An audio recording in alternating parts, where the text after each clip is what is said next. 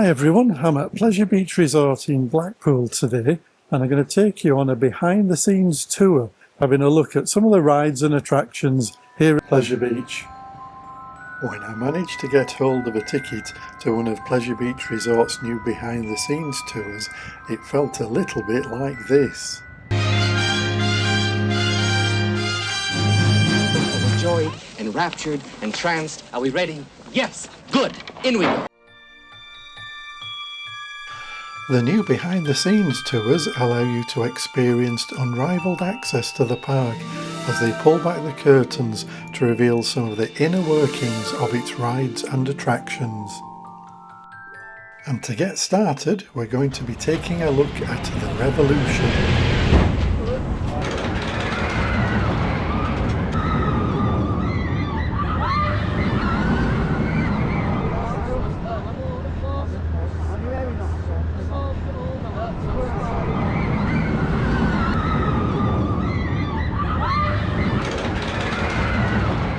Built in 1979, the Revolution is a steel looping coaster designed and built by Aerodynamics.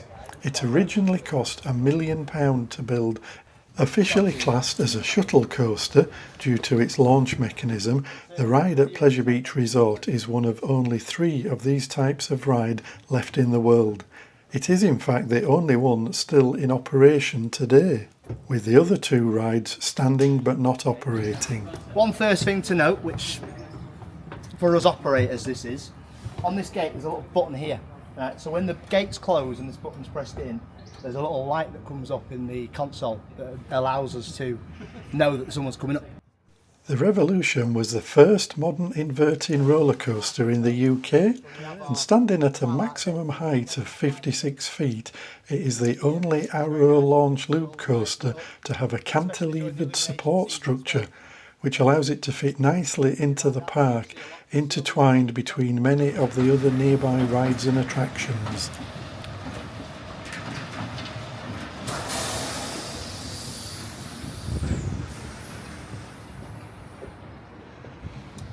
We're nearly there. 2 more seconds.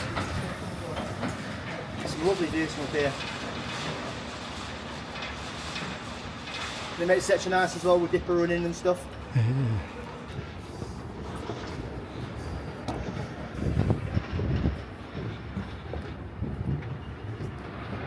Right, so obviously up here the Revolution runs off, it's classed as an Aero shuttle coaster, so obviously it runs via a trolley that pushes it, which is controlled by, as you can see over there, just that motor, that gigantic motor there. That's literally what controls the trolley that launches the train out. Comparing this kind of launch to the Icon launch, which is obviously an LSM, a much more modern launch, it goes to show the kind of evolution of time of these launches and how they change, which is a really interesting fact, and it's nice to have both these rides together. Are we alright there coming up? Take your time. Don't worry about the platform shaking, it's perfectly normal.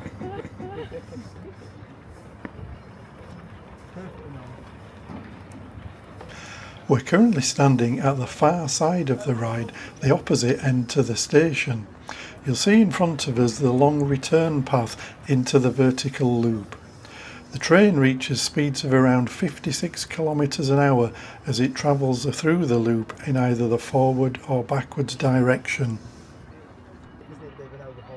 Even though Revolution is nowhere near the tallest ride at the Pleasure Beach Resort these days, it still allows for fantastic views looking out over the park. From up on Revolution you get a good view of Big Dipper just as she goes round the top.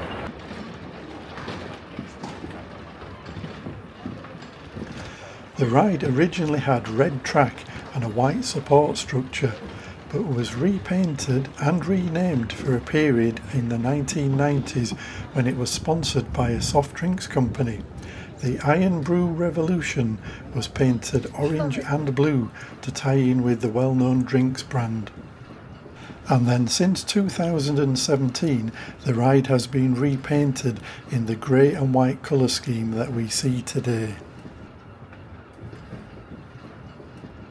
How long did you say you'd worked on this ride? I've done this for about 7 years, on and off. So, Which is your favourite ride to work on? probably this, to be honest. And the fact as well, it could possibly be the only one in the world as well in the next few years. Makes it even more special.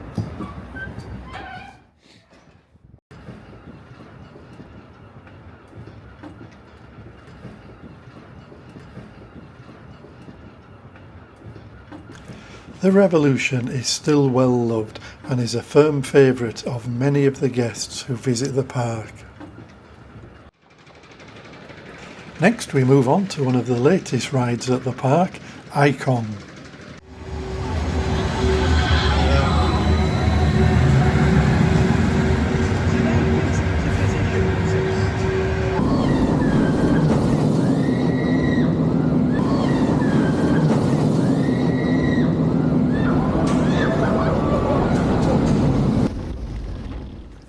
Built in 2018, Icon was the UK's first ever double launch roller coaster, originally costing £16.25 million to build. Designed and built by Mack Rides of Germany, the ride has two LSM or linear synchronous motor launchers which use electromagnets to propel the ride's trains up to a top speed of 85 kilometres an hour. That's all right.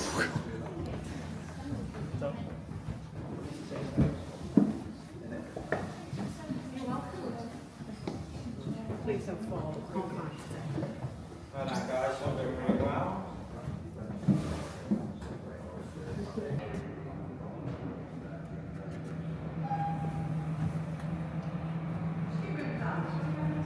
Just watch the step, guys.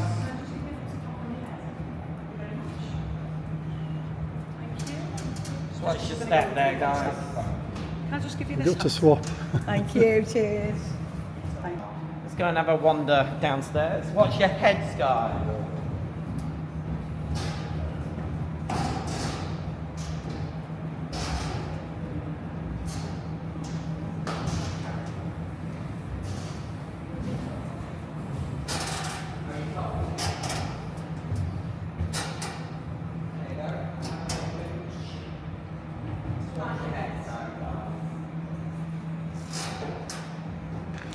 The ride has three separate trains, two of which have 4 cars per train and seat 16 riders. The third train is slightly different, with the very back car seating 2 riders in a unique spinning seat setup named Enzo. Similar Mack rides to Icon include Helix at Liseberg in Sweden and Blue Fire at Europa Park in Germany, and more recently Hyperia at Thorpe Park in the UK. As you can see here underneath one of Icon's trains, there are lots of complex wheel mechanisms to maintain, and you can also see some of the LSM launch magnet components. See what I mean about the wheel assembly now, that you've got full access. You're not going to spin the wheels because they've been putting stuff on, grease on them, yeah? And so, well, what does that do? It just reduces the noise on the track. Reduces noise on the track. So sometimes there's a particular curve where you hear that noise, and that's when they haven't done that for a while.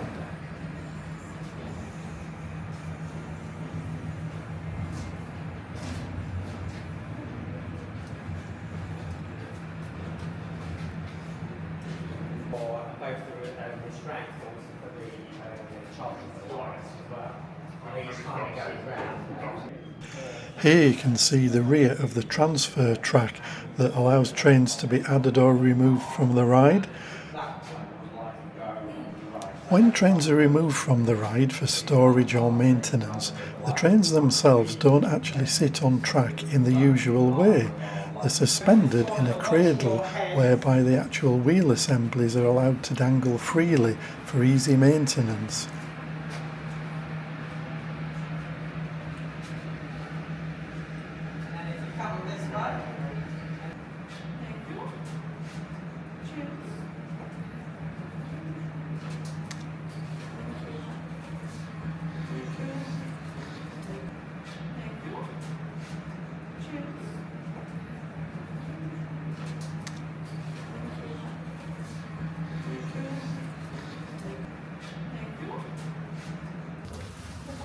And the cool photo over here under the brake drum.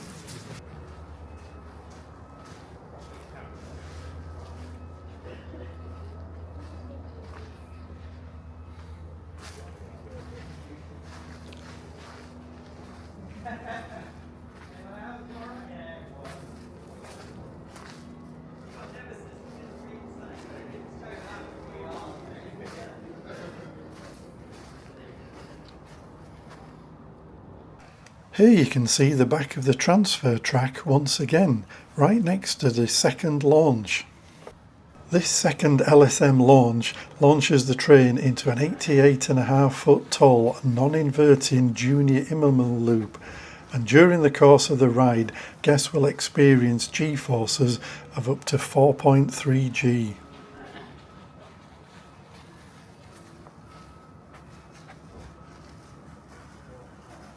Now in this video I'm not going to reveal all of the fascinating things you'll experience on the tour, as for a while I've been working on a whole new series all about the park and each of its rides.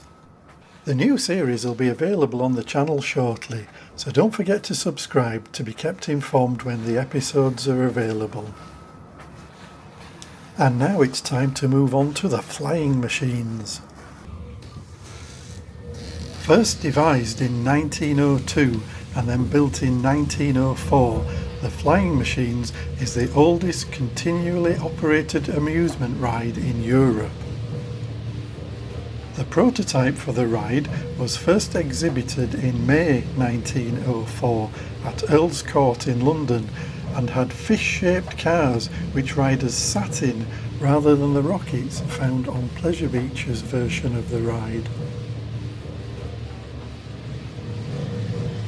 Is it definitely in exactly the same position when it was first built? Yeah, I mean the old photos of it that show it in this. The structure itself has not moved. Exactly. So the building was added. So the circular building that around the edge and everything got changed multiple times. But yeah, another Joseph Empton style building, which actually we'll talk about. When I start it up.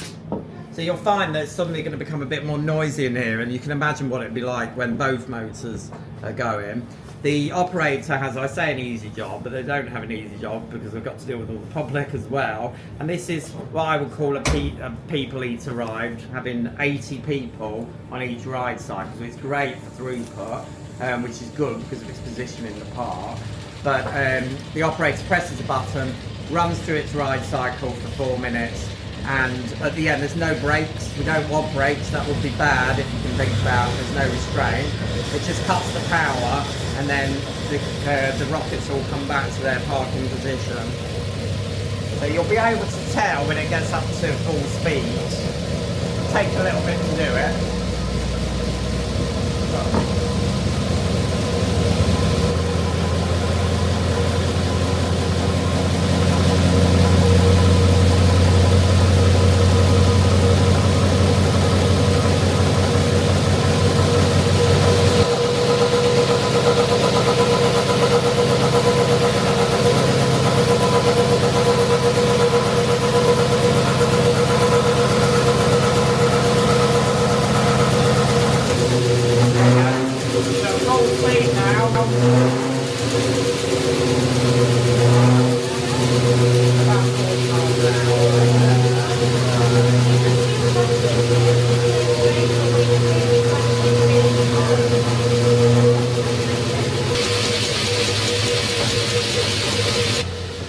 The Flying Machines. It is without doubt one of the scariest rides in the park to ride.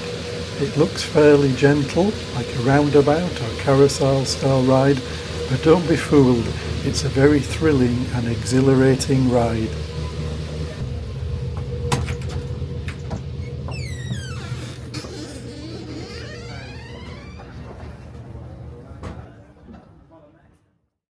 The Derby Racer, built in 1959, is one of only 3 remaining rides of this type in the world, with the other 2 being in America. Pleasure Beach's is the youngest of the remaining rides. Effectively, an upside-down carousel where all of the ride mechanism is below the ride instead of above it. It's a fast and thrilling horse race based ride.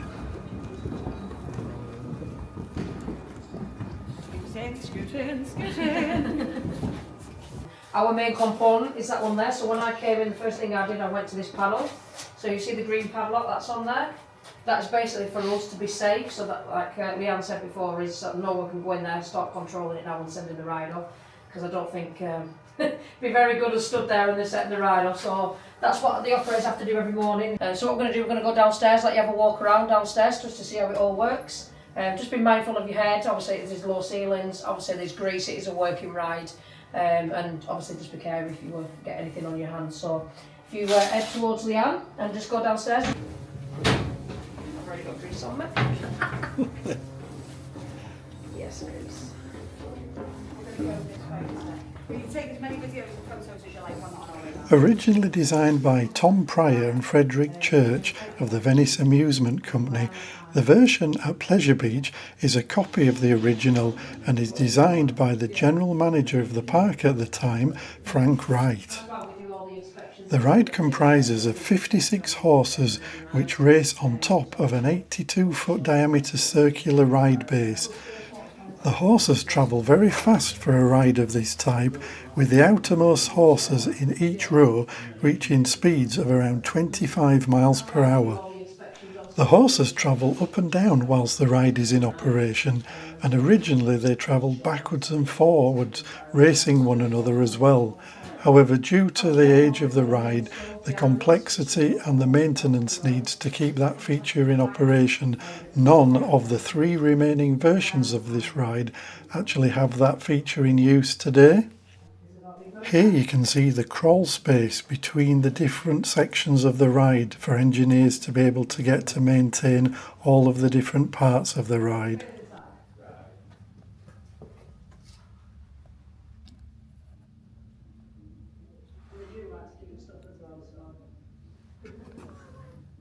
The ride is driven by a powerful electric motor, and once the ride is up and running at full speed, it takes just 10 seconds for one complete revolution of the ride.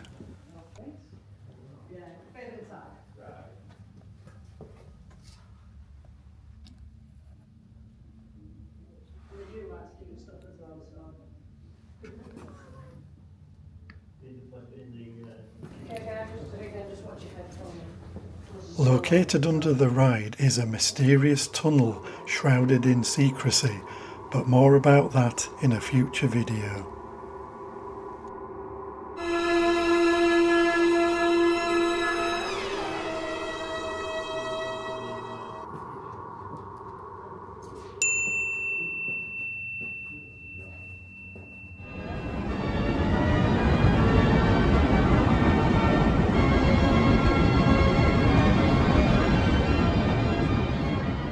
Next we take a look at the passages and tunnels behind the ghost trains. They are dark, there is overhead hazards, so take care. But if you follow me, we'll go and have a look.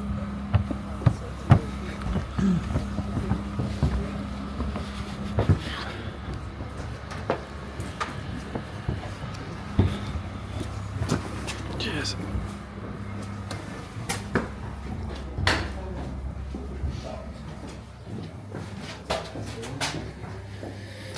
You see it's still set up for Halloween.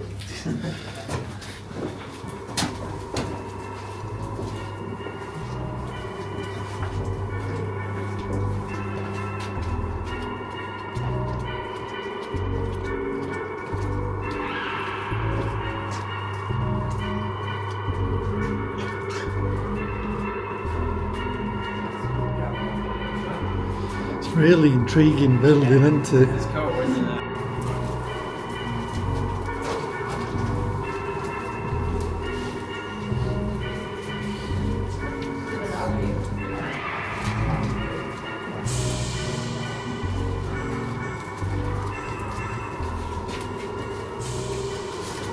Fire rate from the ghost train, so that's always means of escape as well. Yep. So if the ghost train needs to come out, means of escape, they can come out that way straight through this tunnel now. We've got all the ghost trains over here as well, so if the means of escape, you can get Oh, wow. Straight down and straight out.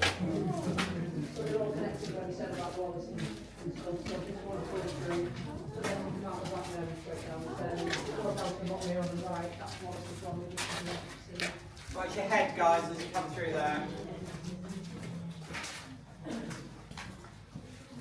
Yeah, so the first door here on the right hand side, that's the rock seat, just behind the wall here, is the rock seat.